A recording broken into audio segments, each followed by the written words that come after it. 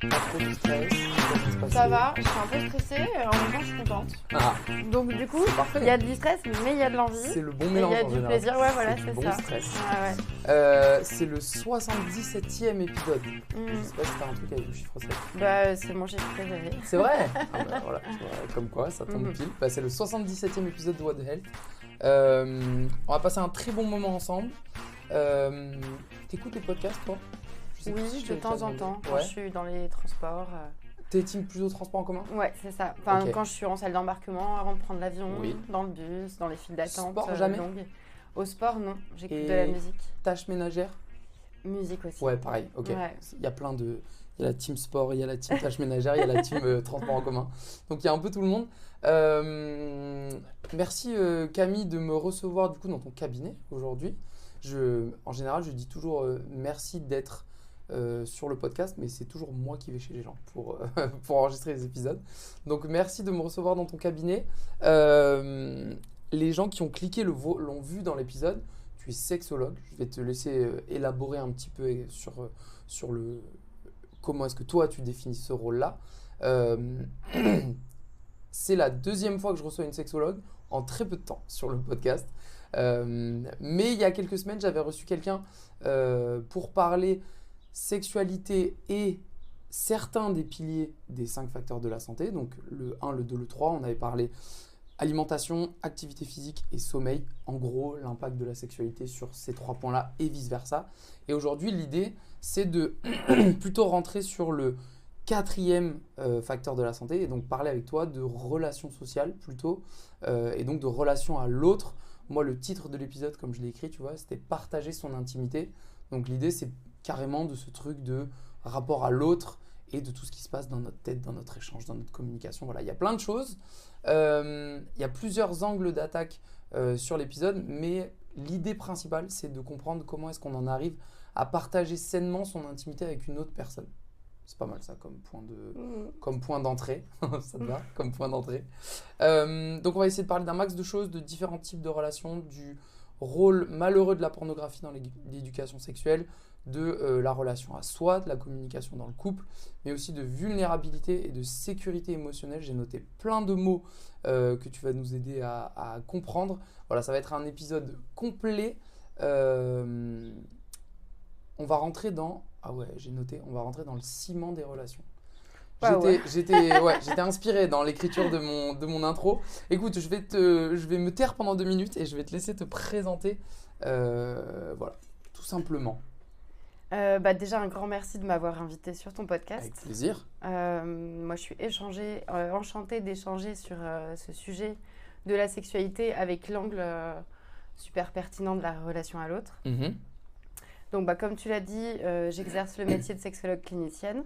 Ok. Donc, la sexologie, qu'est-ce que c'est? C'est l'étude de la sexualité humaine en incluant la dimension hédoniste. C'est-à-dire qu'on tient compte de la composante plaisir, elle est même au centre de la clinique sexologique. Ok.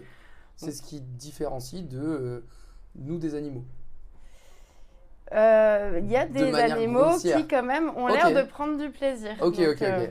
Mais de pas juste la forcément, mais fonction en tout pure cas, de on sort procréer, de la quoi. composante instinctive, contrairement aux animaux. Ok. C'est-à-dire qu'il peut y avoir un aspect cognitif, toutes les pensées qui gravitent autour, les représentations liées à la sexualité. Ok. Mais pour la composante plaisir, ça peut Il y a certains animaux, faire ok, partie ok. de la sexualité animale. Ok. Par rapport à ton sujet, aux 5 piliers de la santé dont tu parles, moi, ce que je pense vraiment, ce qui me paraît vraiment important pour démarrer ce podcast, c'est le fait que la santé sexuelle, c'est une composante fondamentale de la santé en général et du bien-être global. Et ça, c'est important de le dire. C'est pas un sujet à part de la santé, c'est pas un sujet moins sérieux que la santé, c'est un des piliers de la santé générale, autant physique que mentale. On l'avait presque évoqué à la fin du podcast, donc avec Stéphanie dans l'autre épisode, où on s'était dit à la fin, est-ce que finalement la sexualité, c'est pas le 6e facteur de la santé, tu vois? On était presque à se dire, voilà, on a l'alimentation, le toit, etc. Est-ce qu'on le mettrait pas carrément en 6e facteur? Oui, c'est un petit peu, disons que c'est dans le social et en même temps, c'est un vrai sujet à part. Ouais. Parce que la sexualité, elle est vraiment Il y a 3 angles d'approche. Il y a l'axe biologique, l'axe psychologique et l'axe social. On est vraiment sur un modèle biopsychosocial. Ok. Donc, c'est un sujet qui est dans plusieurs autres sujets de la santé et en même temps, c'est un sujet à part. Parce que très riche et complexe. Ouais, ok. Vas-y, ouais. La santé sexuelle, c'est important aussi de la définir puisqu'on est vraiment sur un sujet de santé. La santé sexuelle, on est vraiment sur quelque chose, on n'est pas sur de l'absence de maladie, on est sur un état de bien-être physique, émotionnel, mental et social dans le sujet de la sexualité. Ok. C'est important de mentionner que la santé sexuelle, c'est pas une absence de maladie. D'accord, ok. On est au-dessus, on est sur autre chose, sur du bien-être, qui donc touche toutes ces composantes-là. Ok. Sexologue, on l'avait redéfini, mais on est d'accord que c'est encore flou par rapport à comment est-ce qu'on y arrive, c'est ça? Il y a encore des zones d'ombre sur... Stéphanie, elle m'avait dit, peut-être que tu vas me dire la même chose, mais que légalement, moi demain, là je sors du cabinet, j'ai fait 1 heure de podcast avec toi et je dis, tu sais quoi, moi je vais me lancer en tant que sexologue parce que du coup j'ai fait 1 heure de podcast et que ça y est, je suis équipé pour recevoir quelqu'un. Ouais. C'est pas si simple que ça, mais légalement c'est un peu ça, quoi. Légalement, le titre de sexologue n'est pas reconnu, donc il n'est pas légiféré. Donc effectivement, n'importe qui peut se prétendre sexologue. Ah oui, ok. En France, ce qui donne le titre de sexologue, en tout cas officiellement, ça va être le diplôme universitaire de sexologie qui est accessible aux médecins, aux psychologues, kinés, infirmiers. Ouais. Voilà, donc du coup, on peut être sur de la sexologie médicale, avec tout ce qui est médecin, gynéco, psychiatre, qui vont pouvoir, eux, s'intéresser aux origines potentiellement organiques des problèmes sexologiques. On peut être sur de la sexologie sur un champ beaucoup plus psy, même si les problèmes sexuels sont toujours au final sur le champ psy, même s'il y a une origine médicale. Et voilà, et là on rentre dans le champ de la sexothérapie. Comment est-ce que tu es arrivé là-dedans pour savoir un petit peu, pas que tu me racontes tout ton parcours depuis le début, mais comment est-ce qu'on en arrive à avoir envie de devenir sexologue? C'est une super bonne question. Pour moi, le corps est au centre de la santé physique et psychique. Et la sexualité est au centre, est un levier essentiel pour avoir une bonne relation à soi, à son corps et à l'autre. Voilà, donc du coup, j'ai choisi de me servir de ce levier assez puissant qu'est la sexualité pour accompagner l'humain. Ok, ça fait longtemps que c'était une envie d'arriver là-dedans, ou est-ce que ça t'est tombé dessus un peu tu vois, qu'est-ce qui fait qu'on se décide à se lancer dans une formation, à tout ça? Toi, c'est un jour, tu te dis, ça y est, j'ai envie de faire ça, ou est-ce que ça faisait longtemps que ça te travaillait? L'idée est tombée d'un coup. Ça a été un virage de vie. 180 degrés. Pas du 180 quand même, parce que j'étais déjà sur le scope du corps. Mais quand même, l'idée est arrivée un peu bam, comme ça. En même temps, je pense qu'inconsciemment, ça faisait longtemps que c'était sur le feu. Ok. Et tu t'es dit, c'est le moment, je me lance. Et je me suis dit, c'est le moment, je me lance. Exactement. Et puis après, petit à petit, j'ai étayé mes formations pour être suffisamment compétente pour accompagner. Ouais, ok. Trop cool. Donc l'idée un petit peu là, moi j'avais noté partager son intimité, tu vois. L'objectif de l'épisode, donc et je trouve que ce qui est intéressant là-dedans, c'est vrai que la sexualité, c'est quelque chose de très, tu vois, dans le rapport à l'autre, on pourrait dire que c'est l'avancée la plus intime, tu vois, dans le rapport à l'autre. Et je trouve qu'il y a des gens qui ont déjà du mal avec un rapport relationnel de j'ai du mal à discuter avec des gens, j'ai du mal à être en public, Et donc là, le but de cet épisode, c'est aussi comprendre comment est-ce qu'on va aussi loin, tu vois, que de se laisser à l'autre dans un truc très intime par rapport à une situation de base où peut-être que moi, juste en public, je suis pas à l'aise ou dans une discussion profonde, je suis pas à l'aise. Et en fait, on va se laisser aller jusqu'à se mettre tout nu et avoir un rapport sexuel, quoi. Ce qui est vraiment l'intimité au maximum, je pense, tu vois. Donc voilà, c'est un peu l'objectif du podcast d'aujourd'hui, d'aller là-dedans, de voir voilà, comment est-ce qu'on peut... c'est quoi l'importance de la communication de là-dedans, de la confiance, comment est-ce qu'on fait pour créer un climat de confiance aussi dans tout ça. Je voudrais parler d'abord de relation à l'autre. Moi, j'aimerais que tu me donnes un peu la différence entre... est-ce qu'il y a plusieurs types de sexualité quand on parle de relations... alors moi, j'ai mis du dating, de relations courtes, un soir, plusieurs, pas beaucoup, par rapport à des relations longues. Est-ce que ça peut créer du lien, créer de la distance? Comment est-ce qu'on peut comprendre ça? Déjà, le dating, oui, on est sur de la rencontre un peu plus flash, ou en tout cas un concept de rencontre voilà, ponctuelle. La relation longue, là, il y a quelque chose de construit dans le temps. Après, créer du lien, créer de la distance. Et moi, j'ai envie de reformuler la question. Pratiquons-nous la sexualité pour tisser du lien? Et du coup, c'est-à-dire que les effets de la sexualité sur le lien dépendent de l'objectif qu'on a, nous, avant de rentrer en sexualité. De la motivation qui fait que la personne va rentrer en sexualité. Ça va impacter en fait ce qu'on va y trouver. Les motivations pour rentrer en sexualité peuvent être super diversifiées. Si on rentre en sexualité pour tisser du lien, si ça fait partie des motivations, ça peut être un des attendus à la fin. Si on rentre en sexualité pour procréer, si on rentre en sexualité pour décharger de la tension sexuelle ou émotionnelle, si on rentre en sexualité parce que ça existe aussi par revanche ou pour gagner les faveurs d'une personne, là on ne va pas forcément rentrer dans le fait de tisser du lien. Oui, ok. C'est-à-dire qu'on est forcément en relation avec l'autre en sexualité, en tout cas quand on la partage. Pour autant, on ne parle pas forcément finalement de connexion, parce que ça va dépendre de l'objectif de départ. Ouais, on ne vient pas toujours pour la même raison, quoi. On ne vient pas du tout pour la même raison. Ok. Et alors, ça peut créer du lien, mais ça peut aussi créer de la distance, selon la raison pour laquelle on y vient? Oui, c'est-à-dire que si l'attente de départ, c'est un sentiment de connexion, et que cette attente-là, elle n'est pas cochée, ça peut créer de la distance, puisque déception, distance, peut-être sensation de rejet, voilà. En tout cas, cette sensation de non-connexion, de non-réponse peut créer de la distance. La sexualité, elle peut aussi nous confronter à des peurs. Par exemple, la fameuse peur de ne pas être performant. Quand la sexualité nous confronte à une peur, ça peut générer une volonté d'évitement de la peur. Et du coup, on va se mettre à éviter l'autre, éviter la relation, éviter le contact, voire même éviter la sexualité pour pas être confronté à la situation qui nous fait peur. Ouais, de potentiel échec, c'est ça.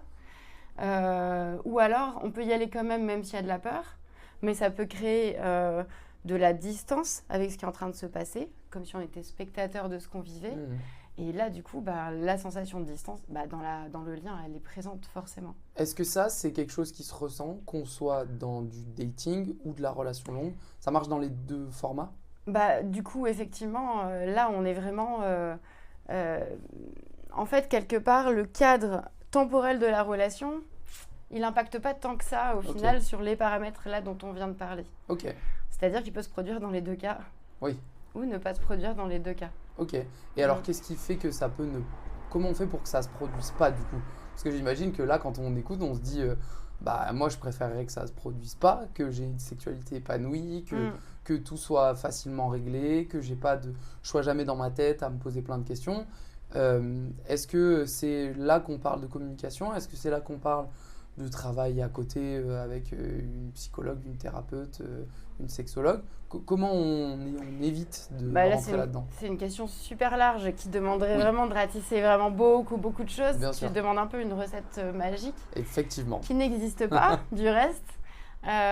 Pour autant, effectivement, on a de meilleures chances d'y aller et de l'atteindre si on est au clair avec ses objectifs, avec ses attentes, si on est en capacité de les expliciter à l'autre, donc de communiquer là-dessus. Aussi d'entendre les attentes de l'autre, d'entendre là d'où parle l'autre et son référentiel à lui, et puis de partager et de construire avec ça. Ouais. Ça demande beaucoup de compétences. Ok. Après, tu vois, là on est vraiment sur le dating et la relation longue. Du coup, qu'est-ce qui différencie un peu ces deux cadres de relation ? On pourrait se dire que c'est les sentiments et la notion d'engagement. Et du coup, si on envisage ces deux ingrédients-là, ça nous apporte des infos. On peut essayer de les décortiquer un petit peu pour voir est-ce que ça nous permet, est-ce que ça nous aide à avoir une sexualité satisfaisante ou pas ? En quoi ça nous aide à avoir une sexualité satisfaisante ou pas ? Est-ce que ces paramètres impactent notre sexualité ? Et donc, du coup, là, on rentre en fait sur... je pense que déjà, c'est très personnel. On rentre vraiment dans de l'intra-personnel, c'est-à-dire ça dépend des paramètres de chacun. Et puis, on rentre sur la question de la sécurité dans la relation. Peut-être que le sentiment et l'engagement apportent de la sécurité. Et que donc, du coup, cette sécurité, elle va permettre d'élaborer et de construire une sexualité plus satisfaisante. On peut aussi regarder ça avec le scope de la nouveauté. Ouais. Et là... Côté dating, plutôt. Le dating, lui, il implique une nouvelle rencontre. Le couple long, il nous renvoie à l'idée d'absence de nouveauté.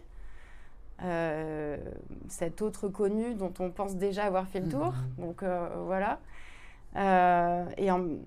Cet ingrédient, en fait, cet ingrédient de nouveauté, pareil, il va jouer un rôle qui va dépendre de l'histoire de chacun, c'est-à-dire qu'on a chacun des accélérateurs et des freins à la sexualité. La nouveauté, pour certains, ça peut être un frein, parce qu'il n'y a pas assez de sécurité, parce qu'il n'y a pas assez de connexion. Pour d'autres, ça peut être un gros accélérateur, parce que découverte enthousiaste de nouveaux territoires, tant physiques que psychiques. Ok. Et alors, tu dis, très intéressant, ce truc-là de la nouveauté, ça peut avoir ce côté très stimulant. Pourquoi est-ce qu'on entend... J'ai l'impression que c'est... Alors, je sais pas si c'est un stéréotype ou pas, tu vois, mais on entend beaucoup que avec le temps, une relation, ça s'éteint, mais ça se calme. On entend la fougue du début, puis derrière un côté... Pourquoi est-ce qu'on en arrive à quelque chose comme ça ? Est-ce que c'est... J'ai pas envie d'utiliser le mot normal parce que j'ai l'impression que le mot normal en sexualité, il faut l'enlever parce qu'il n'y a pas de normal. Mais est-ce que c'est une tendance de dire que oui, au début, il y a un côté fougueux et de manière générale, plus on avance, plus ça se calme, ça s'éteint. Pourquoi est-ce qu'on a cette image-là ? On a cette image-là parce que c'est souvent ce qui se passe. Là, on rentre dans le normal au sens normes statistiques. Clinique, presque. Voilà. C'est pas juste un stéréotype, quoi. Il y a des statistiques qui montrent qu'effectivement, souvent, la sexualité dégringole. Et ça, c'est lié à plusieurs choses. Il y a plusieurs éléments. D'abord, il y a l'effet d'habituation qui peut apporter des éléments de réponse à ça. C'est-à-dire quand la même stimulation se répète, la réponse du corps et de la psyché, elle diminue progressivement. Ça, on pourrait faire le lien avec un repas, quoi. Si je mange le même plat que j'adore tous les jours, au bout d'un moment, peut-être que je l'aime un peu moins que quand je le mange par exemple, tous les par exemple, du mois, le quoi. fait de voir le même super beau coucher de soleil tous les jours, au bout d'un moment, je m'habitue. Voilà, c'est ça. Le rose est moins rose, le bleu est moins bleu, quoi. Exactement. Et c'est ce qui nous aide... Meilleur exemple que mon plat, du coup. Le plat, il y a plus de paramètres. Mais c'est un bon exemple quand même, dans le sens où là, on est en train de manger quelque chose. Donc, bien sûr. Ça se rapproche plus de la sexualité. Il y a peut-être un lien un peu plus... Oui. Mais ce phénomène d'habituation, on s'en sert par exemple pour se défaire d'une peur. C'est-à-dire qu'on a donc ça a aussi des effets positifs. On a très peur de quelque chose. Oui, c'était ma question d'après. On y va un petit peu et puis ça fait très peur. Puis on y retourne, puis ça fait un peu moins peur. Et puis à la fin, on est habitué, quoi. Est-ce que la routine pourrait pas aussi servir le désir, tu vois, au final ? C'est exactement ça. En fait, tout dépend de l'angle de vue.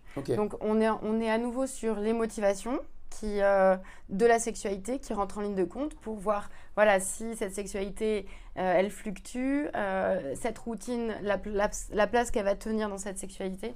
Donc si la motivation elle est de conquérir l'autre ou de se sentir en sécurité avec l'autre, ça au bout d'un moment quand la conquête est faite ou quand le lien est sécure, l'envie de sexualité, elle disparaît, puisque les ingrédients, les objectifs de départ sont déjà là sans la sexualité. Donc là, ça questionne sur peut-être que je peux trouver des motivations à entrer en sexualité qui vont être plus fonctionnelles dans le temps, qui vont rester actives dans le temps.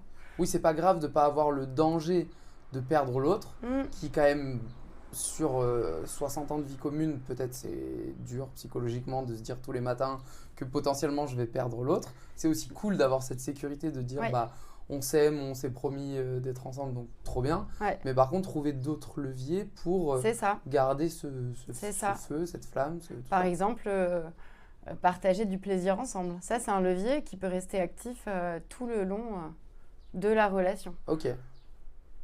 Puisque c'est comme un nouveau inexploré permanent. Ok. Donc, il y a toujours cette question de la motivation qui est importante. Après, il y a le sujet très, très important du non-désir. Parce que maintenir le désir et l'excitation du début, ça implique de s'autoriser le non-désir. Et ça, c'est vraiment un sujet très important. On s'en aperçoit en consultation. S'autoriser à dire que j'ai pas envie. D'accord. Visibiliser mon absence de désir. Ça, c'est essentiel. D'accord. Pour tout un chacun. Hommes comme femmes. Enfin, les hommes aussi peuvent être concernés.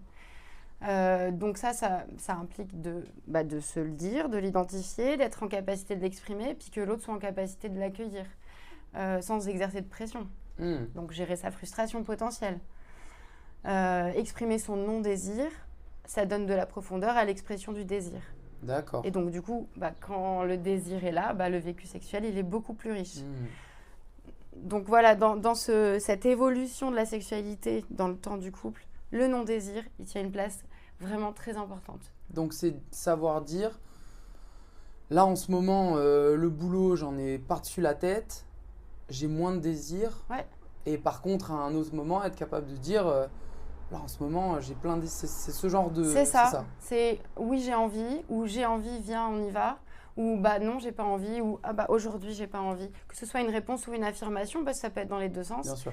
Être en capacité d'identifier et d'exprimer. J'ai envie, non, là, j'ai pas envie. Et j'imagine d'essayer de comprendre le pourquoi j'ai pas envie. Ou pas. Ok, d'accord. Déjà, on peut très bien aller chercher les raisons, discuter des raisons, mais il faut pas tomber dans la justification, dans le fait que peut-être on essaye de résoudre l'origine de la non-envie. On a aussi juste le droit de pas avoir envie. Ouais. Femme comme homme. Voilà, et c'est ok. Et ça fait partie de la sexualité. Ok. Mais alors, est-ce qu'on va parler de communication? Peut-être j'avance trop vite, mais est-ce que... Oui, tu vas vite, il y avait d'autres choses super intéressantes à dire.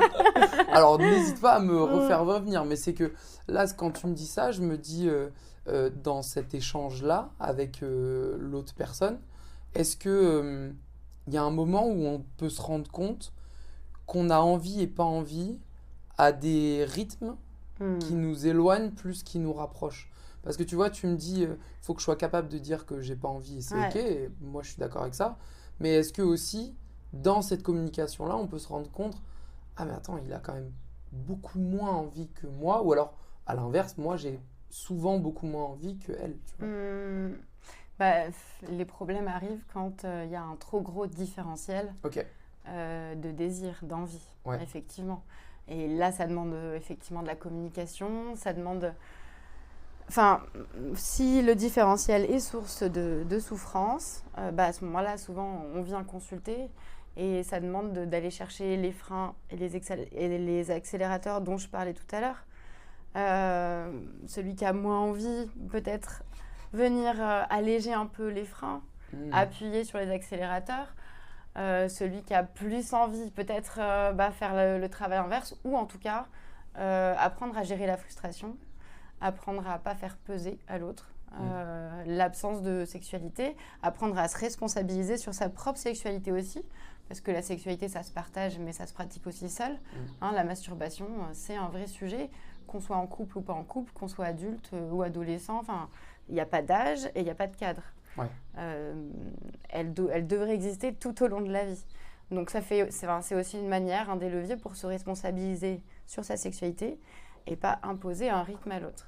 Mais oui, effectivement, quand il y a des grosses différences de rythme, ça devient problématique et ça demande d'être proactif dans le fait d'essayer de se rejoindre. De trouver ce juste milieu. Ouais, c'est ça, un espace de partage. Est-ce que c'est là que la communication elle a encore plus d'importance du coup, est-ce qu'il faut attendre d'en être là pour se dire, j'imagine la réponse, mais de se dire peut-être qu'on devrait se mettre à discuter un peu, ou alors est-ce qu'au contraire, dès le début de la relation, c'est là qu'il faut créer ce ciment-là pour que le jour où on est un peu dans un différend, ça y est, on discute depuis longtemps, on se connaît, on a appris à être ouvert l'un à l'autre, tu vois.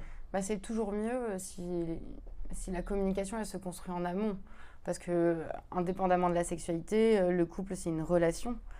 Donc si on communique, communiquer c'est essentiel pour une bonne dynamique relationnelle.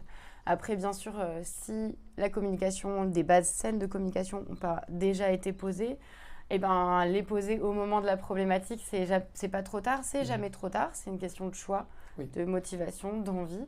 Donc on peut toujours les poser au moment où on s'aperçoit que l'autre est loin de nous et essayer de le rejoindre avec des mots, MOTS. Et oui, c'est essentiel. Et cette communication, c'est pas quelque chose de forcément naturel, ça s'apprend. Ça demande encore une fois d'identifier vraiment là où on est dedans, être en capacité de l'exprimer en parlant vraiment de soi, pas spéculer sur ce que vit l'autre, mais vraiment, moi je ressens ça, je vis ça, je pense que je parle de moi parce que c'est mieux d'être à sa place pour vraiment parler de soi et parler avec l'autre. Plutôt que de dire j'ai un problème quand tu fais ça. Quand tu fais ça, moi je ressens ça. C'est un peu plus voilà moi ce que ça me fait plutôt que juste pointer du doigt ce que l'autre pourrait faire. Pointer du doigt ce que l'autre fera ou qu'on imagine qu'il pense, ou ça sert à rien en communication. Ça n'a que des effets délétères. Donc parler de soi, après il y a le fait d'être en sécurité pour parler, donc avoir la place, le temps de parler jusqu'au bout, être sûr de ne pas être coupé. Oui, ne faites peut-être pas ça au resto sur le pouce à midi quand vous n'avez pas le temps, quoi. Oui, avec le serveur qui vient interrompre. Excusez-moi pour le plat, c'est quoi? Ok. Après et là on touche à l'intimité, au processus d'intimité, c'est-à-dire que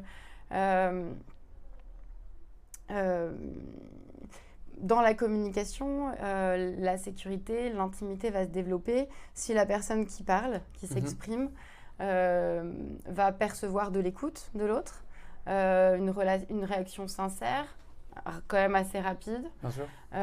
Et puis se sentir soutenu, validé et compris.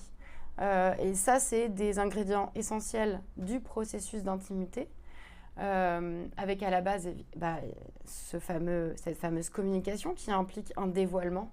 C'est-à-dire, je te parle de quelque chose qui me tient à cœur, qui est profond à l'intérieur, de l'ordre de mon corps, de l'ordre de mes émotions. Donc là, il y a une prise de risque. Donc d'abord confiance, sécurité pour oser cette prise de risque, ce dévoilement. Et puis après, dans l'interaction, il y a la perception des réactions de l'autre. Et si il y a cette sensation d'être soutenu, validé, compris, là, l'intimité commence à s'élaborer ou continue à s'élaborer. S'il n'y a pas cette perception-là, l'intimité, c'est l'inverse. Elle ne se construit pas. Si je sens qu'en face de moi, j'ai un mur, ça ne m'aide pas peut-être à revenir une deuxième fois, à dire ce que je pense. Exactement. Peut-être que je vais le faire une fois et puis après… L'intimité, elle perd de sa substance. Et à ce moment-là, la communication, elle sera beaucoup moins spontanée et naturelle. Et puis à la fin, elle deviendra probablement inexistante. Donc ce processus d'intimité, il est essentiel dans cette communication. Et cette communication, elle nous permet aussi de construire une sexualité. Parce qu'en fait, on part souvent du principe que la sexualité, c'est naturel, instinctif, naturellement trop cool et satisfaisant. En fait, pas du tout. La sexualité, ça se construit. Communiquer avec son partenaire sur ce qu'on aime, sur ce qu'on n'aime pas, c'est essentiel pour construire cette sexualité. Et du coup, le fait d'avoir pris le temps, l'énergie de construire cette sexualité, quelque part, ça va aussi prendre le relais de cette excitation qui décroît, du fait qu'on s'habitue à l'autre, que il y a moins de surprises, de nouveautés. Oui, il y a moins de surprises et de nouveautés, mais en même temps, Et là, donc, c'est vraiment quelque chose qui permet de contrebalancer ce déclin de la sexualité. C'est le fait de, bah oui, ça a décliné. Il y a moins de nouveautés, il y a moins de surprises. Mais pendant tout ce temps, on a pris le temps de construire une sexualité. On a pris le temps de communiquer sur qui on est, sur ce qu'on aime, sur ce qu'on n'aime pas, sur nos envies, sur notre non-envie. Et donc, du coup, on a construit quelque chose de solide où on se sent en sécurité pour partager. Et donc, du coup, ça reste riche et plein d'élan. Oui, on peut des fois se dire que ça fait 2, 3, 4, 5 ans qu'on est ensemble. Ça y est, il y a un petit accalmie. Quand on dézoome, en fait, 3, 4, 5 ans de vie commune sur une vie entière à essayer de comprendre une autre personne, c'est peut-être pas tant que ça, quoi. Donc, c'est peut-être là qu'il faut se laisser du temps, de la patience et justement cette communication-là qui fait que, en fait, en 4 ans, peut-être qu'il y a plein de choses qu'on a encore à découvrir de soi qu'on n'imagine pas. Pourquoi c'est si dur de communiquer de ça avec quelqu'un? Est-ce que c'est parce que c'est tabou? Est-ce que c'est parce qu'on a peur de se rendre compte que on n'est pas aussi investi que ce qu'on devrait? Bah, dans la communication, il y a plusieurs strates. Il y a le fait déjà de savoir communiquer au départ. Ouais. Le fait de... puis dans la communication, donc oui, on peut communiquer sur l'aspect factuel. Est-ce que tu as fait à manger? Est-ce qu'il fait beau dehors? Comment on amène les enfants à l'école? Après, tu as la communication qui touche plus les affects, les sentiments, les émotions. Et là, bah, y a de la vulnérabilité qui rentre en jeu. Et là, ça devient difficile de communiquer. Et la sexualité, bah oui, on est dans quelque chose de profond, de l'ordre des affects, sentiments, émotions, avec en plus l'aspect corporel. Donc, c'est une strate de communication qui demande de l'entraînement, de la compétence. Et c'est pour ça que c'est difficile d'en parler. Après, pour pouvoir en parler, bah, il faut aussi la connaître. Et ça, c'est souvent aussi une des problématiques dans la communication de la sexualité. C'est-à-dire que comment est-ce qu'on va pouvoir parler de quelque chose qu'on ne connaît pas suffisamment? Et là, on rejoint le sujet de la masturbation. C'est-à-dire que si on ne s'explore pas, bah, on ne peut pas identifier ce qui nous plaît, ce qui ne nous plaît pas. Donc se masturber, prendre le temps de se masturber. Et donc encore une fois, c'est ni l'apanage des adolescents, ni l'apanage des célibataires. Les adultes et les gens en couple devraient garder cette sexualité à eux, s'ils en ont envie évidemment. Mais donc cette masturbation, c'est un espace d'apprentissage, d'exploration, qui permet d'identifier ce qui plaît, ce qui ne plaît pas, les limites aussi qu'on a, parce que poser ses limites, les identifier et les poser, c'est super important pour se sentir en sécurité. Donc voilà, cette étape de connaissance de soi, de masturbation du coup, qui permet d'apprendre sa propre sexualité, est essentielle pour pouvoir communiquer sur sa sexualité. Je me permets de vous renvoyer à tous ceux qui écoutent vers la série Sex Education, qui je trouve est une très très bonne série. Tout à fait. Et ce que tu me racontes là en me parlant du coup de masturbation, dans la toute première saison, il y a un personnage qui a énormément de mal dans sa sexualité, et ça se passe mal avec son mec. Donc c'est des ados. Elle est tout le temps en train de simuler en fait cette voilà, personne-là. elle est tout le temps en train de simuler. Parce qu'elle justement, elle répond à la norme. Ouais, et le petit gars, donc le héros de la série, dont la mère est sexologue et qui du coup a baigné un peu là-dedans tout le temps, lui voit des élèves un peu en one-to-one et leur fait des petites prescriptions. Et elle pensait qu'il allait lui prescrire de la thérapie ou des médicaments. Et en fait, elle lui dit avec son accent anglais incroyable, en fait, tu me prescris de me masturber. Et tout le point de ça, c'est de lui dire, bah ouais, en fait, toi, tu fais ce qu'on t'a dit qu'il fallait faire pour faire plaisir à quelqu'un. En fait, tu sais même pas ce qui te fait plaisir à toi, quoi. C'est ça. Donc, commence par là et puis après, tu verras que tu sauras aiguiller, guider, dire comment on fait. Est-ce que ce truc de communication, de ton point de vue, quand tu vois des gens passer dans ton cabinet, il n'y a pas aussi le fait que c'est quelque chose qu'on ne nous apprend pas? J'ai l'impression que la communication, c'est quand même un skills de la vie adulte carrément important dans tous les domaines. Et c'est un truc qu'on ne nous apprend pas, quoi. Effectivement, on ne nous l'apprend pas de façon théorique, clairement pas. Même si ça pourrait être intéressant de poser des bases théoriques sur comment bien communiquer, comment bien se disputer. Du coup, on l'apprend par mimétisme. Ouais. Souvent avec des parents ou des adultes référents qui ne sont pas forcément en capacité de communiquer correctement. Qui eux-mêmes n'ont pas appris. Exactement, puisqu'il n'y a pas de coupable dans l'histoire, effectivement, il n'y a qu'une longue chaîne de mimétisme. De non-apprentissage. Ouais, c'est ça. Ouais. Et du coup, ça fait que quand on se retrouve à communiquer sur des choses qui sont profondes, qui sont intimes, qui sont intérieures, souvent on ne pense même pas à parler de ça. Et si on y pense, on se retrouve démuni parce qu'on manque d'outils, effectivement. Comment on se crée un cadre sain pour aborder ces sujets-là? On l'a dit tout à l'heure, peut-être pas au resto quand le serveur attend la commande. Est-ce que c'est se dégager un moment où on sait qu'on ne sera pas interrompu? Est-ce qu'il faut que, je sais pas, ce soit un lieu particulier, créer un moment? Ou alors au contraire, est-ce que tu aurais tendance à dire que créer ce moment-là peut mettre de la pression autour du moment? Ça va dépendre du fonctionnement de chacun. Okay. C'est pour ça que c'est important aussi de parler de ça. C'est-à-dire, qu'est-ce qui est plus optimal pour nous? À quel moment je me sens le moins vulnérable? À quel moment c'est OK pour moi d'en parler? Et si on commence à en parler, est-ce que c'est OK pour dire que là, c'est trop inconfortable et que donc, du coup, on finira la conversation plus tard? Après, ce qui est optimal, ça va être aussi de respecter des bases de communication saines et non violentes. Donc, comme je disais tout à l'heure, parler à partir de soi, je ressens que, parler jusqu'au bout, et puis l'autre peut, c'est pas mal pour boucler la boucle, l'autre peut dire ok, voilà ce que moi je viens de comprendre de ce que tu viens de me dire. S'il n'a pas bien compris, la personne reformule. S'il a bien compris, il peut à son tour prendre la parole. Okay. Donc ça, c'est une façon un peu de se donner le micro et être sûr qu'on a bien entendu ce que l'autre a dit dans le micro. Donc oui, après il y a le fait que pour moi visibiliser le fait que ça puisse être inconfortable d'en parler, de pouvoir dire ça, c'est important. Du coup, de trouver ensemble les moments où c'est le plus facile, où on est le moins vulnérable pour en parler. C'est au début mieux souvent d'en parler à froid, quand les fiertés sont un peu moins engagées.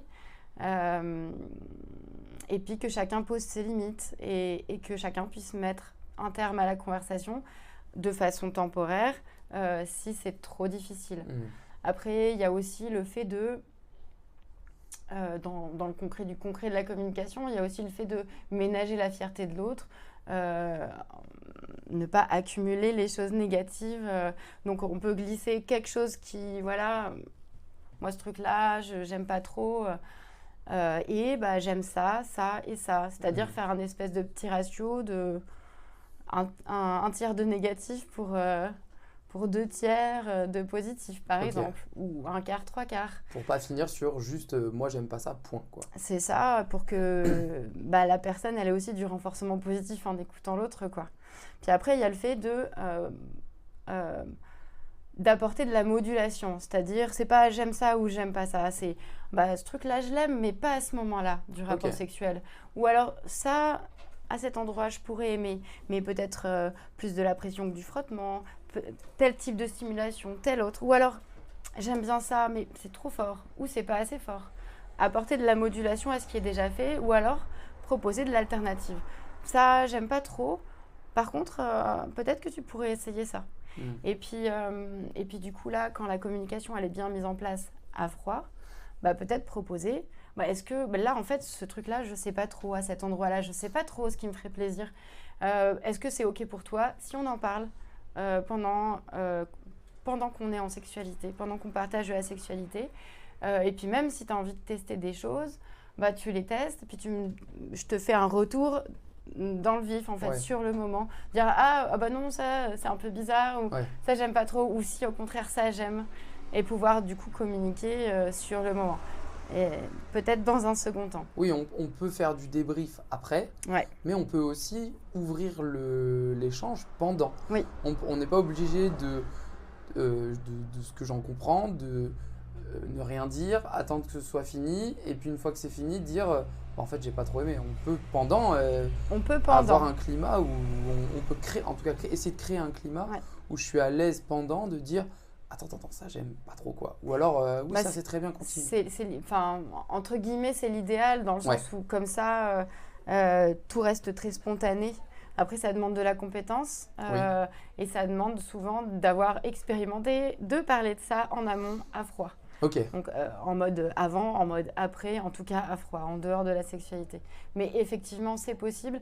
Il y a souvent cette chose que dès que la corporalité rentre en ligne de compte, dès que le corps rentre en ligne de compte, On perd les mots. oui, c'est ça. C'est comme si d'un coup, on entrait dans un autre univers euh, où il y avait de l'enjeu, où il y avait... voilà, il y a des choses qui pèsent et qui font qu'il y a comme quelque chose qui se fige dans la relation à soi à l'autre, alors que au contraire, allons-y, allons-y, Ouais. allons-y complètement. Ouvrons-nous encore plus Et à ce moment-là. c'est quoi. ça, donc continuons à poser des mots, continuons à échanger, restons fluides en fait dans les échanges et dans la relation à l'autre, quand bien même le corps est engagé.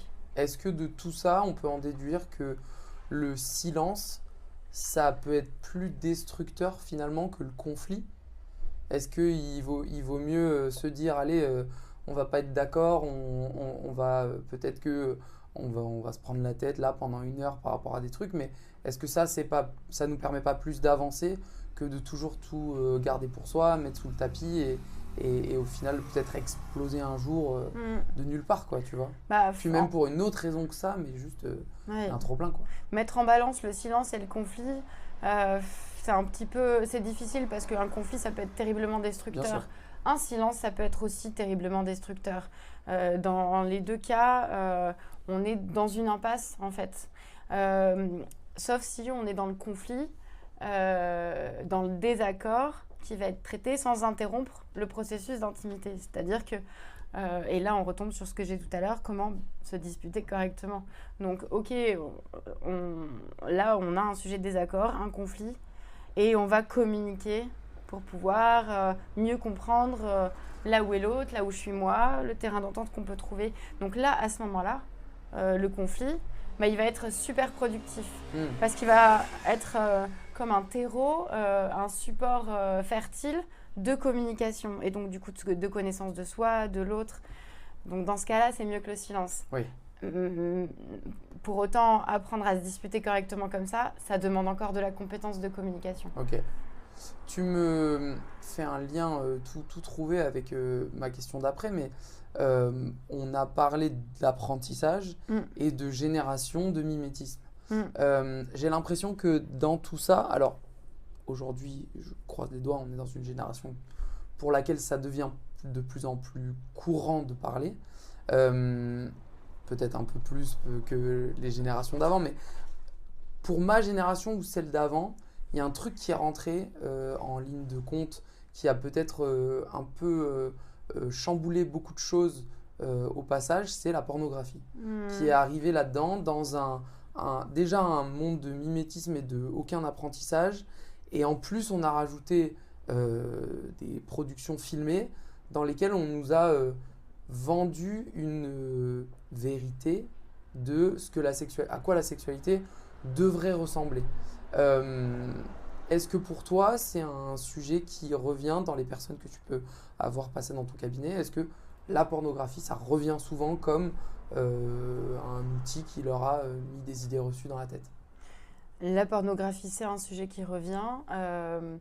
Les apprentissages, plus généralement, les apprentissages que chacun a fait de sa sexualité et de son corps en sexualité, ça va conditionner la sexualité partagée avec l'autre et donc du coup les éventuels problèmes.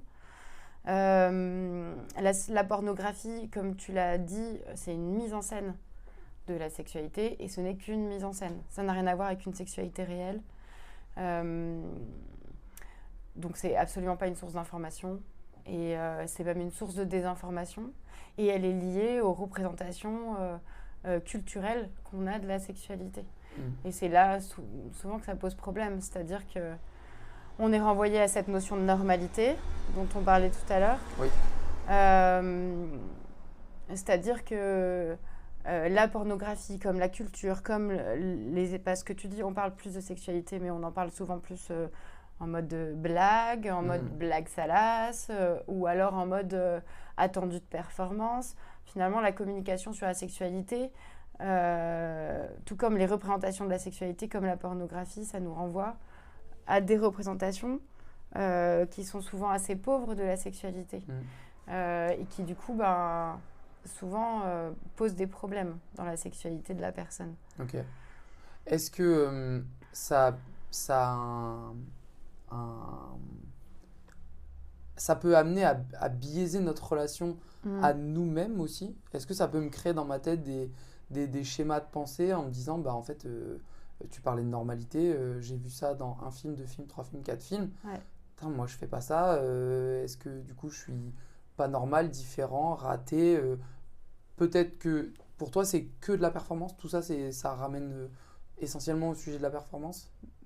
En fait, les deux sont intimement liés. C'est-à-dire que l'envie d'être performant par rapport à quoi? Par rapport à ces fameuses normes liées aux représentations, aux injonctions culturelles qui existent autour de la sexualité.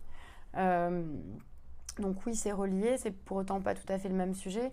Et tout ça, ça parle... Enfin, on ne peut pas parler de ça sans parler du script sexuel dominant. Ok. Donc du coup, les représentations autour de la sexualité, la pornographie, les normes, tout ça, ça nous renvoie souvent à ce fameux script sexuel dominant. Donc un script sexuel, c'est un scénario de rapport sexuel, donc un déroulé en fait. Ce script sexuel dominant, c'est ce fameux préliminaire, pénétration vaginale et éjaculation qui signe la fin du rapport. Avec, j'imagine, plein de normes à l'intérieur, de taille, de durée, de tout ça. Voilà, c'est ça. C'est vraiment un Mais scénario. C'est-à-dire que par rapport à ce script sexuel dominant, on est performant ou on l'est pas. On correspond à la norme ou on n'y correspond pas. Je suis dans le script ou je suis pas dans le script. Exactement. Et donc du coup, ça va venir confronter à des normes, à des anxiétés de performance, au fait de se sentir justement pas normal. Si moi j'ai pas envie de pénétration, du coup c'est quoi? J'ai pas de rapport sexuel? Et non, en fait un rapport sexuel ça peut être non pénétratif. Un rapport sexuel ça peut être non phallocentré, pas centré sur le phallus. Je peux faire que des préliminaires. Et donc du coup la notion de préliminaire perd complètement son sens. C'est-à-dire que ma sexualité ça peut être que du non pénétratif. Oui, en fait c'est de la sémantique quoi. Faut changer le mot. Exactement. Le mot préliminaire c'est pour. Il est très conditionnant. Partir avant le rapport. Mais en fait si je pars du principe que j'ai pas de rapport, faut changer le mot préliminaire quoi. Mais c'est ça. Et là tu vois c'est intéressant parce que tu parles de rapport pour remplacer le mot pénétration vaginale. Et tu vois, donc là, c'est vraiment ce script sexuel qu'on a tous, et qui est vraiment très prégnant et qui nous empoisonne tous un petit peu, pas dans le sens où en lui-même il est nocif, mais dans le sens où en fait il en existe plein d'autres. Et surtout, en fait, on peut très bien le créer en partageant avec l'autre pendant la sexualité. On n'est pas obligé d'aller sur des partitions déjà existantes, on peut écrire notre propre musique. Donc du coup, le mot préliminaire... il conditionne le fait qu'il y a un avant-pénétration et un après-pénétration et que donc du coup forcément il y aura une pénétration alors que non en fait un rapport sexuel ça peut être non pénétratif. Donc voilà, ça répond de façon un petit peu ça ratisse un peu large, mais par rapport à ta question de départ, c'est-à-dire que la norme, la performance, les représentations, c'est comme si elles rentraient. Elles appartiennent à l'extérieur, mais c'est comme si elles rentraient dans notre intime, dans la sexualité qu'on partage avec soi, parce que parfois on se les impose même dans la masturbation, notamment avec la pornographie, et dans la sexualité qu'on va partager avec l'autre. Donc du coup, en fait, ça désaxe de son propre élan intrinsèque, de son propre élan de sexualité. Donc du coup, souvent, et ça pose des problèmes pour la vivre et pour en parler, c'est-à-dire que souvent on partage quelque chose qu'on imagine être de la sexualité, mais qui n'est pas vraiment notre sexualité à nous. Du coup, on communique pareil sur quelque chose qu'on pense être, mais qui n'est pas vraiment la nôtre. Et alors, si tu as été...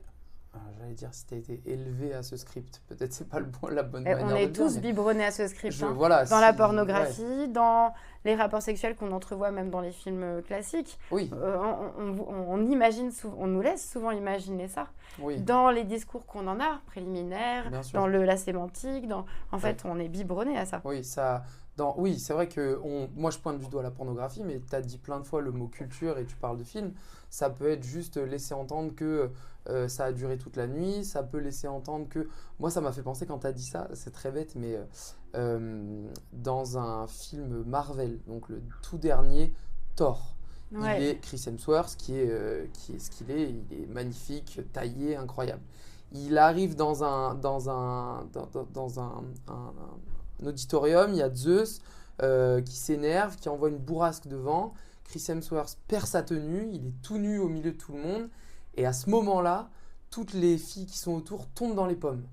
Bah, dans cet imaginaire-là, tu te dis, mais attends, pourquoi? C'est parce que il est membré particulièrement, il est tout ça. Et donc, tu n'as même pas besoin de rentrer dans la pornographie, où là, pour le coup, c'est Oui. graphique et visuel. Même dans l'induit, dans l'imaginaire, on te fait passer ces messages-là, quoi. Oui, tout à fait. Ok. Comment est-ce qu'on sort de ça? Comment. Baguette magique encore. Comment est-ce qu'on.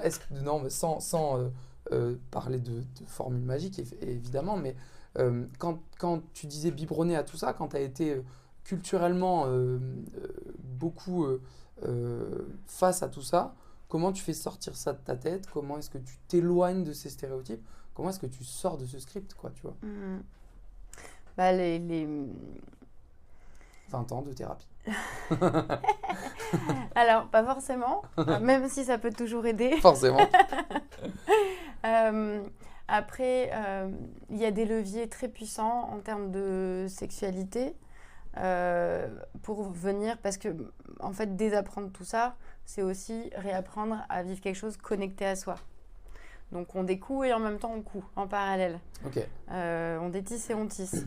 Et donc là, on va être sur des leviers très simples et pour autant très puissants pour aider à se reconnecter à sa sensorialité, à ses sensations corporelles, à sa sensualité. Là, on va reconnecter tout ce qui est érotisme, qui va vraiment être une véritable porte d'entrée dans la sexualité. Érotisme qui est quand même très très appauvri par ce prêt-à-fantasmer donné par la pornographie. Et donc du coup concrètement, pour rentrer dans le concret, on va être sur la reconnexion à l'instant présent. Alors on parle souvent de, je fais une petite parenthèse, on parle souvent de pimenter. Oui. Voilà, et donc du coup rajouter. Alors on peut rajouter plein de trucs, on peut s'amuser avec plein de choses, des jouets, des jeux de rôle, plein de choses, et c'est très cool aussi. Mhm. Pour autant, ce qui va être fondateur, c'est revenir à l'origine de l'origine, donc au corps, à la sensorialité, à la sensualité. Mhm. Et donc là, les leviers, c'est la respiration, pour se reconnecter à l'instant présent, pour se reconnecter, pour ouvrir un espace, pour percevoir sa sensation. Parce que la sensation, elle est là, mais est-ce qu'on est en capacité de s'y relier? Mhm. Et puis ça va être aussi recentrer les choses, c'est-à-dire pourquoi on rentre en sexualité? Pour jouir à tout prix ou pour partager un moment de plaisir ensemble? Mhm. Et dès qu'on envisage la sexualité, non pas comme une course à l'orgasme, mais comme un moment de partage de plaisir, bah là on rentre dans du coup un espace d'apprentissage. On va pouvoir virer tous ces réflexes et attentes et rentrer dans quelque chose où on va apprendre à se connaître, on va apprendre à connaître l'autre. Alors il y a de la vulnérabilité, il y a du « ah bah non, ça marche pas », il y a du rire parce que ouais, ça fait pas du tout ce truc-là, ou « ah bah c'est pas du tout ce que j'imaginais en fait ». Et puis du coup il y a aussi la place pour le jeu, pour la création, pour quelque chose de spontané et de beaucoup plus singulier. Ok. Trop intéressant. Ouais, c'est passionnant. Ouais, trop intéressant.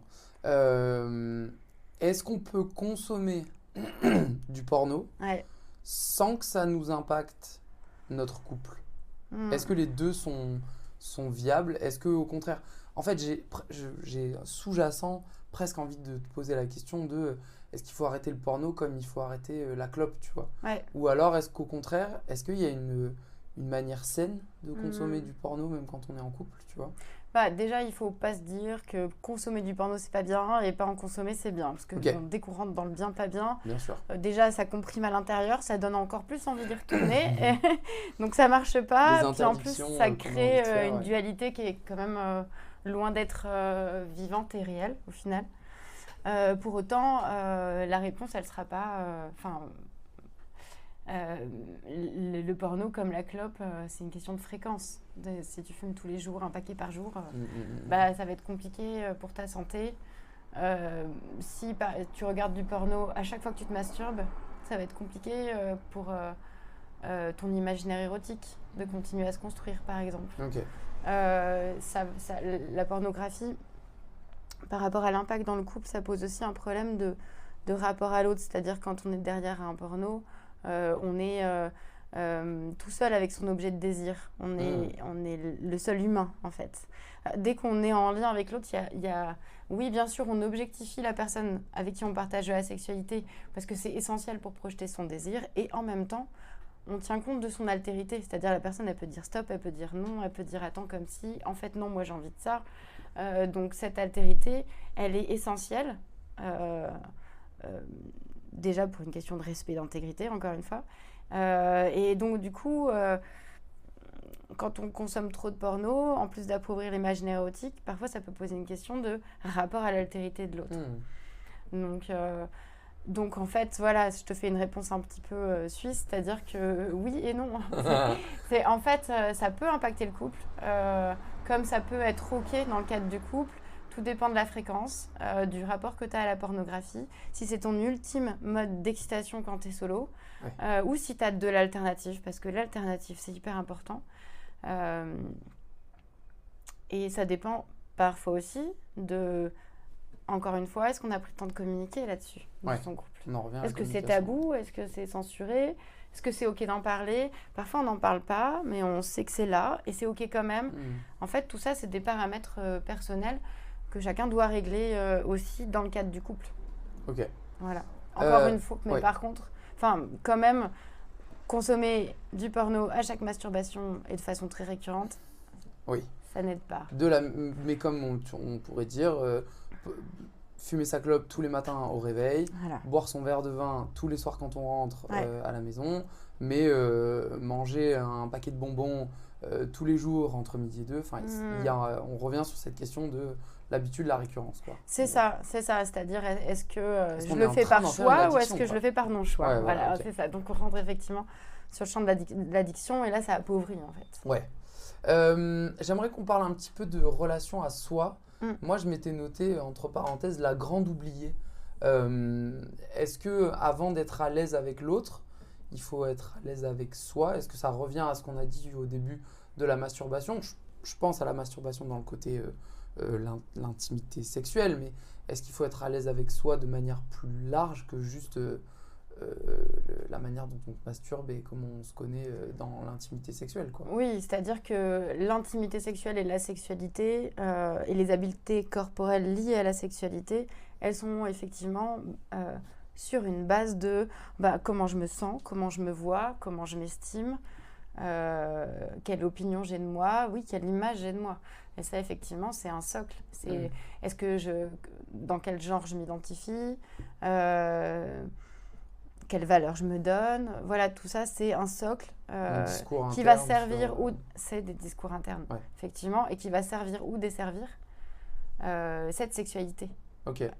Est-ce que je peux attendre de la personne que j'ai en face de moi qui répare ma sexualité ? Est-ce que je peux attendre un coup de main de la part de l'autre pour m'aider à mieux la vivre ou au contraire, est-ce que c'est à moi de régler mes problèmes avant de les donner à quelqu'un, quoi ? Alors, réparateur et coup de main, on n'est pas tout à fait au même endroit.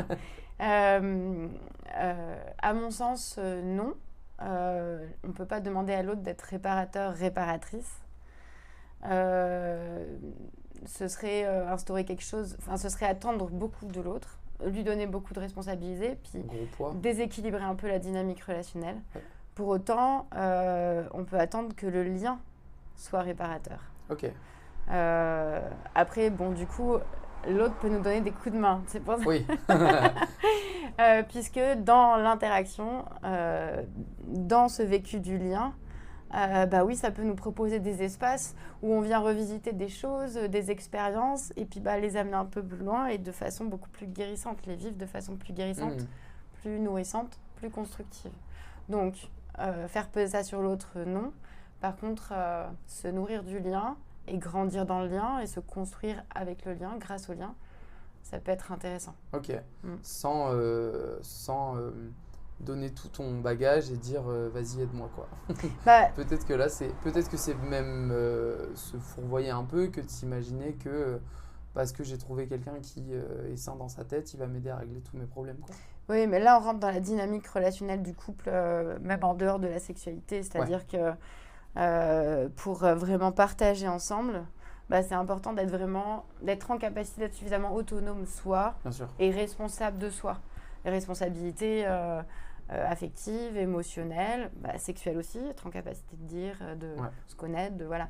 En tout cas, c'est être suffisamment délimité chacun, être suffisamment responsable de soi, être suffisamment entier, intègre, Ouais. c'est indispensable pour rentrer vraiment en partage avec l'autre. Pour autant, il ne faut pas attendre d'être parfait pour y aller, parce que de toute façon, on n'est jamais parfait. Faut enlever ce mot de son vocabulaire. Exactement. Surtout, comme on parlait de normalité Ouais. dans la sexualité, pareil, la perfection, ça n'existe pas. Et quelque part, c'est toutes ces petites imperfections, toutes les petites imperfections de chacun qui font aussi qu'on rentre en relation, qu'on rentre en partage, parce que c'est là que ça vient se rencontrer en fait. C'est comme, c'est une image un peu triviale, mais c'est un petit peu comme un pneu qui adhère mieux s'il n'est pas lisse quoi, sur la route. C'est pareil. À tous nos amis garagistes qui nous écoutent et qui auront la ref mieux que les autres. Une petite question sur le rapport à la performance. Est-ce que mon rapport à la performance dans la vie de tous les jours sur d'autres points peut avoir un impact sur ce lien de performance dans ma sexualité? J'imagine, je sais pas, quelqu'un qui est, tu sais, hyper performant au travail ou dans le sport. Est-ce que ça peut découler ou alors l'inverse? Mais j'aurais tendance à dire plutôt dans ce sens-là. Ouais. Oui, ça peut. En fait, c'est une configuration de pensée, une façon de voir la réalité qui va être plus orientée performance ou moins. Et effectivement, bah, du coup, tous les scopes sont souvent envisagés à travers la même structure de pensée. Ouais. Donc oui, une volonté de performance générale peut donner une volonté de performance dans la sexualité. Et puis là, on l'a déjà dit tout à l'heure, performance par rapport à quoi? Donc là, on est encore renvoyé en fait à l'extérieur, à une éventuelle norme. Et puis bah, du coup, cette histoire de performance, quelque part, en tout cas dans le domaine de la sexualité, est-ce que chercher à performer pourrait pas traduire finalement un manque de confiance dans sa capacité à vraiment être dans l'instant et à interagir avec l'autre? Ouais. Vous avez 4 heures. Voilà. Réfléchissez-y. Ça me faisait penser à un truc sur le rapport à soi. Je m'étais noté 2-3 notes là-dessus sur, tu sais, les personnes qui sont pas à l'aise avec soi et qui vont avoir recours à plein d'artifices pour éviter d'avoir ce moment où on est complètement vulnérable. Ça peut être d'avoir la lumière éteinte tout le temps, d'être sous la couette, tout ça. Est-ce que, encore une fois, on parle pas de normalité, mais c'est ok, on accepte, on fait avec ce truc-là et on cherche pas à le changer? Ou alors est-ce qu'au contraire, il y a des bienfaits à essayer de être à l'aise avec son corps quand il y a la lumière, sur les draps, ou tu vois, est-ce que ça doit être quand même quelque chose où peut-être qu'il y a matière à aller travailler là-dedans, ou est-ce qu'au contraire on se dit c'est ok, j'y touche pas? Le plus important, c'est de se sentir bien et à l'aise. Chacun déterminera son cadre, son cadre perso, et du coup sont à l'aise à le soi. cadre avec l'autre. Ouais. Et si je me sens mieux sous la couette, on garde la couette. Parce qu'il est question de sécurité, il est question d'oser la vulnérabilité. Donc les paramètres qui sont en fait un peu... ça peut s'apparenter à des limites, c'est-à-dire qu'on va poser des paramètres. Bah, moi, je veux pas que tu allumes la lumière, qui vont faire que je vais me sentir en sécurité. Et ça, c'est pas forcément à bouger, parce que la sécurité, c'est indispensable pour oser la vulnérabilité, oser le dévoilement, et du coup oser la rencontre. Parce qu'en fait, on est dans la rencontre à l'autre, dans la sexualité. Si vous avez une sexualité saine mais qu'elle est toujours sous la couette, tant mieux.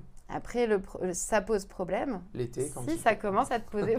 Alors oui, si t'as trop chaud. L'été, quand il fait 40 degrés, bon, un peu problématique. Mais en fait, ça peut être OK. L'autre. Par contre, si ça pose problème à l'un ou aux deux, parfois on est tous les deux coincés dans quelque chose, on ne sait pas trop comment en sortir et on aimerait bien élargir un petit peu, enfin en tout cas changer les paramètres, bah, à ce moment-là, encore une fois, on communique là-dessus.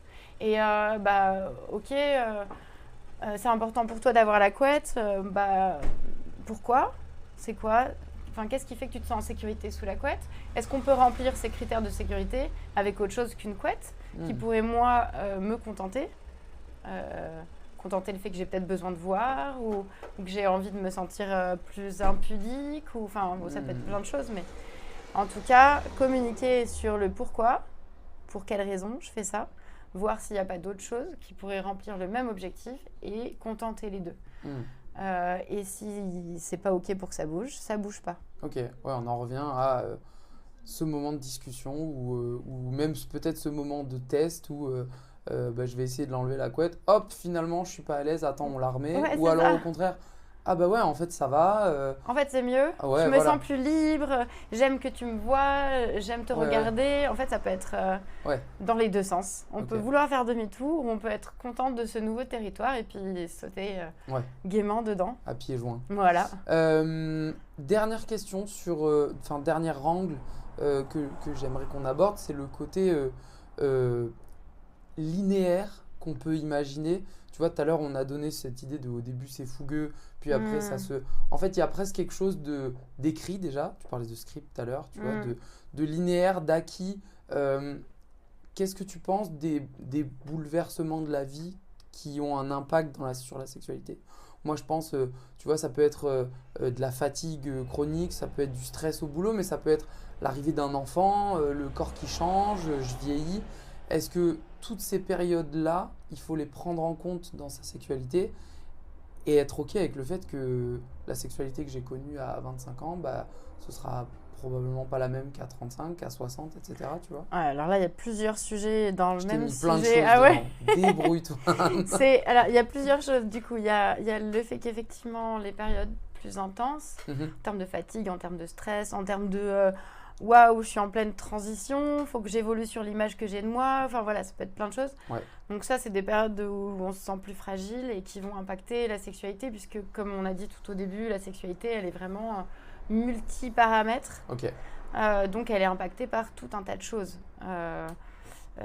Donc oui, tout ça, ça va impacter la sexualité. Encore une fois, c'est important de ne pas se sentir obligé d'y aller parce qu'il y a des périodes où on a peut-être moins envie d'y aller. Donc là, on repart sur le fait de visibiliser le fait de ne pas avoir envie. Les moments où j'ai envie, les moments où j'ai pas envie. Voilà, c'est ça. Ça peut être ces moments de fatigue, j'ai pas envie. Ça peut être aussi être, il y a du stress. Moi, ça me donne plus envie parce que ça m'aide à gérer cette émotion. De relâcher. Voilà, c'est ça. Donc là, on repart sur, on communique sur ces aspects-là.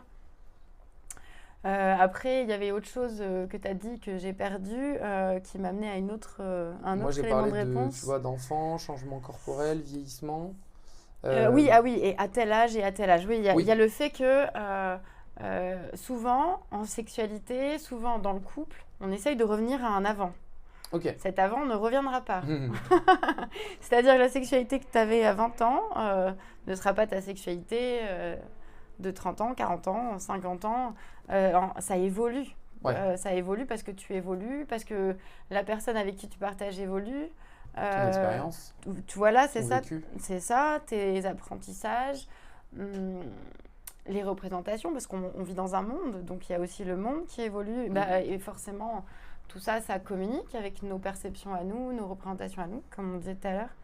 Donc, il y a cet avant qui ne reviendra pas. Donc, il y a cette sexualité en permanente évolution, dans le cadre de cette relation à l'autre qui, elle aussi, évolue en permanence. C'est là c'est là que c'est quelque part plus simple et plus fonctionnel de s'affranchir de tout ce qui vient de l'extérieur et de se dire ok, vu que tout ça, ça fluctue, créons quelque chose qui nous ressemble à nous et qui va évoluer dans le temps et qui va continuer du coup à nous ressembler à nous.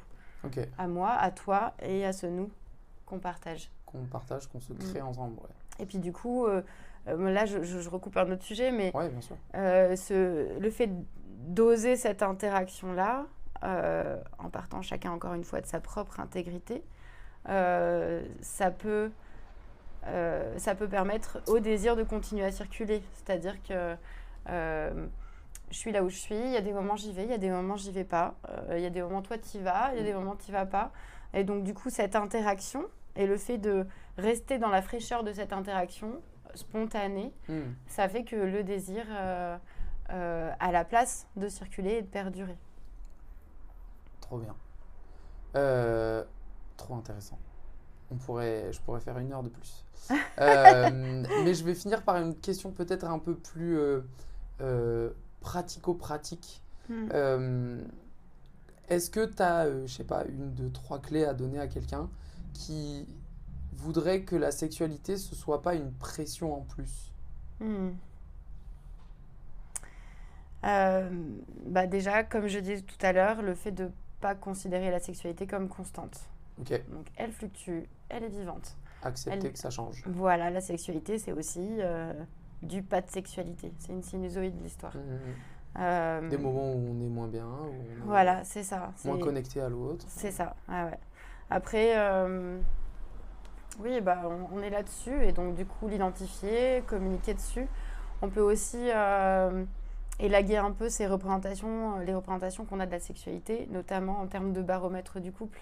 Le fait de se dire que c'est pas un baromètre du couple, parce que ce n'est pas un baromètre du couple, ça enlève beaucoup de pression. Oui, on a une bonne sexualité, donc tout va bien, mais en ce moment, on n'a pas de rapport, donc tout va mal. Et puis c'est quoi avoir une bonne sexualité? Ça veut dire avoir une sexualité fréquente. Ça, c'est pareil. En fait, qu'est-ce qu'une bonne sexualité? Le fait de le définir ensemble, ça peut enlever pas mal de pression. Ouais, ok. Et puis du coup, en fait, rentrer dans quelque chose où il y a plus cette obligation à la performance, c'est là que la pression, elle s'enlève complètement. Okay. C'est-à-dire, qu'est-ce qui se passerait si on créait ensemble une sexualité sans enjeu? Si la sexualité devenait un jeu sans enjeu? Si on enlevait tout ça, à quoi notre sexualité ressemblerait? Si on enlevait ces « il faut »,« je dois », qui justement nous mettent la pression. Et à ce moment-là, du coup, elle ressemble à quoi ma sexualité si je m'affranchis des normes et représentations qui ne sont pas à moi, qui ne m'appartiennent pas? Mais alors, si moi je termine cet épisode-là, que j'étais en train d'écouter et que je me dis, bon, Camille, elle m'a dit, il faut que j'oublie qu'il y a une norme et que c'est normal tout le temps et il faut que j'accepte le changement. Moi, je ne sais pas trop comment ça ressemble à quoi, accepter le changement. Est-ce que c'est il faut que je me pose avec un carnet et que je note les choses que j'aime bien? Est-ce qu'il faut que je prenne rendez-vous chez une sexologue? Est-ce qu'il faut que je prenne rendez-vous avec ma femme pendant 1 heure pour qu'on ait une discussion sur ce qu'on aime, ce qu'on n'aime pas? Un peu de tout ça, pas du tout de tout ça? Les 3 peuvent fonctionner, les 3 peuvent être aidants, les 3 en même temps, comme ça tu catalyses tes chances de succès. Oui, ça demande un travail de construire une sexualité qui peut passer par le fait d'écrire pour pouvoir vraiment identifier et s'apercevoir des choses, par le fait de communiquer, par le fait d'être accompagné par une tierce personne. Ce qu'on peut mettre au centre de cette sexualité qui sort de la performance ou d'une sexualité fonctionnelle, l'angle de vue qu'on peut utiliser qui peut être intéressant, c'est qu'est-ce qui se passe si on choisit de partager du plaisir ensemble? Peut-être pas se dire on va faire du sexe ou on rentre en sexualité, mais se dire viens, on va partager du plaisir ensemble. Comment on pourrait s'y prendre ensemble pour partager du plaisir avec nos corps? Sans y mettre forcément un sexe et une pénétration, quoi. Juste c'est pas forcément à quoi ça génital. ressemble, à quoi ça ressemble un moment cool tous les deux, quoi. C'est ça. Après, donc un moment cool tous les deux, un moment cool tous les deux avec nos corps, un moment cool tous les deux avec nos corps et notre génitalité. Les 3 sont cool, il n'y en a pas un mieux qu'un autre, mais c'est des strates de partage et de sexualité qui engagent des choses différentes. Tu as parlé de travail, je pense que c'est un bon point sur lequel terminer en tout cas cet épisode, sur l'idée que moi, dans les 5 facteurs de la santé, on parle d'alimentation. C'est facile de comprendre comment bien manger. On parle de sport, c'est facile de comprendre comment avoir une activité physique saine. Le sommeil, c'est assez simple de comprendre comment bien dormir.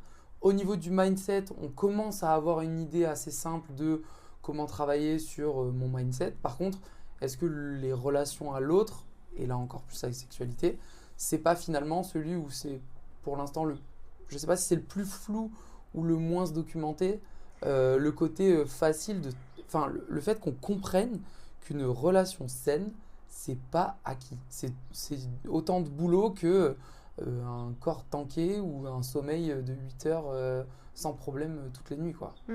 Effectivement, la sexualité, ça se construit et ça, c'est important de l'avoir à l'esprit. Et le fait que ça implique de la relation à soi et de la relation à l'autre, ça nécessite des ajustements permanents et donc tout un travail. Ouais. Bosser sur vos relations avec les autres. Et sa relation à soi, et votre d'abord relation en amont. vous-même en amont, merci beaucoup Camille. Merci à toi. Beaucoup de choses dans cet épisode. J'espère qu'on a répondu à tout. Il y avait beaucoup de questions. On les a pas toutes eues, je pense, dans le lot, mais on a quand même fait un gros balayage d'à peu près tout ce que je m'étais noté. Donc c'est pas mal. Peut-être la dernière, par où est-ce qu'on commence ?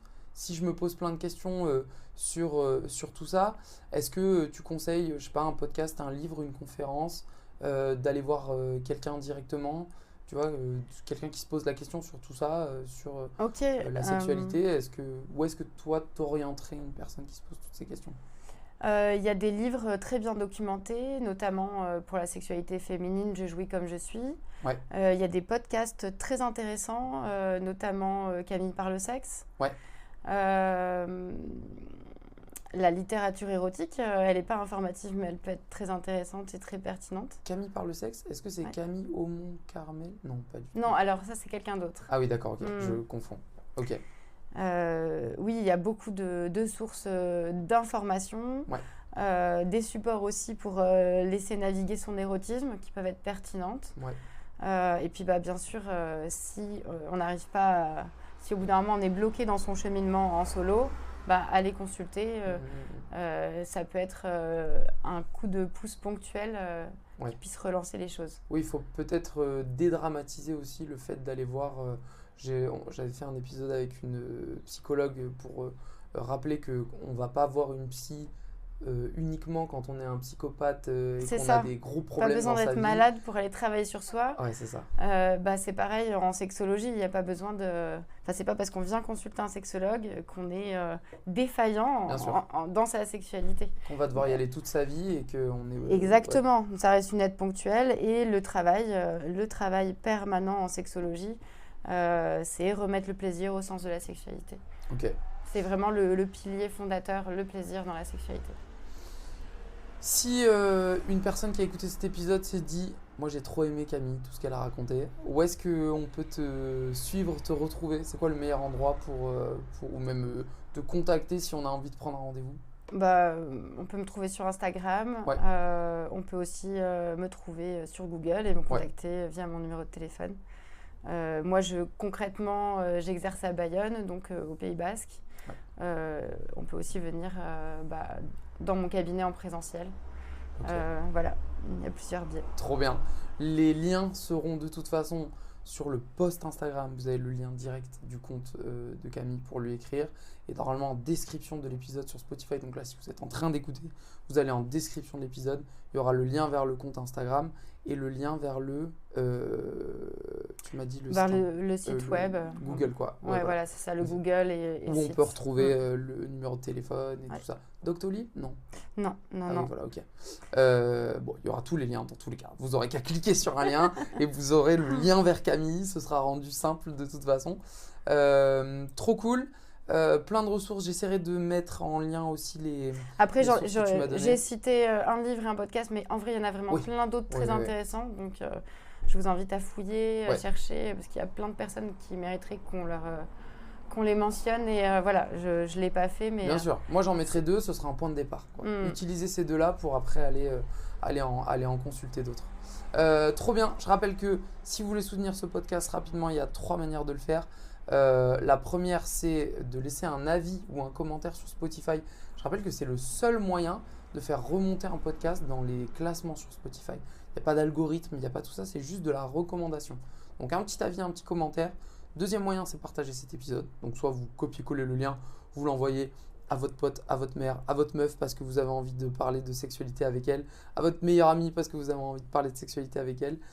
Ou alors, vous pouvez même partager le lien en story. Vous faites une petite story quand vous êtes, alors pas dans les bouchons au volant, mais quand vous êtes arrivé à destination pour montrer où est-ce que vous avez écouté cet épisode. Et le troisième, c'est de rejoindre le compte Instagram. Donc c'est @whatthehealth le podcast, tout attaché en minuscules. En général, j'annonce les prochains épisodes. Il y a du contenu en plus sur des fois des récaps de concepts qu'on a vus dans certains contenus. Donc bon voilà, si vous faites un des trois, c'est incroyable. Si vous faites les trois, c'est encore plus incroyable. Et je vous inviterai à manger au restaurant. J'ai déjà dit, hein, mais personne m'a envoyé une preuve qu'il a fait les trois. Donc pour l'instant ça tient encore. Merci beaucoup Camille. Un grand merci à toi. 77e épisode de What the Health, en plus c'était mon chiffre préféré. Donc tu Ouais. vois, on a trop bien timé ça. C'était parfait. Et je vous dis à très vite du coup pour le prochain épisode de What the Health. C'était Victor et Camille. Au revoir tout le